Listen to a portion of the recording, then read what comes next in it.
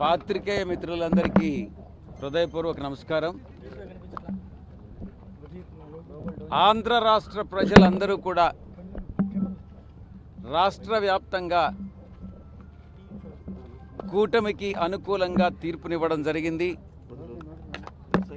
ఎవరైనా కూడా ప్రజాస్వామ్యంలో ప్రజల తీర్పుని శిరసావహించాల్సిందే అన్నటువంటి విషయం అందరికీ కూడా తెలిసిందే. అది రాజ్యాంగబద్ధం కూడా. ఈ యొక్క వైఎస్ఆర్సీపీ మేము ఎదుర్కొన్నటువంటి ఈ యొక్క ఓటమికి కారణాలని సమీక్షించుకోవాల్సి ఉంది.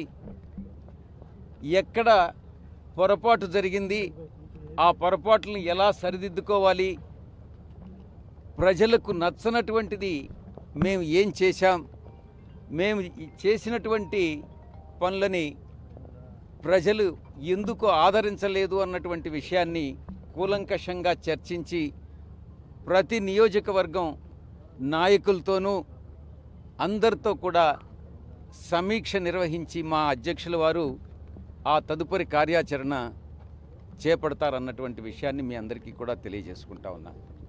Thank you.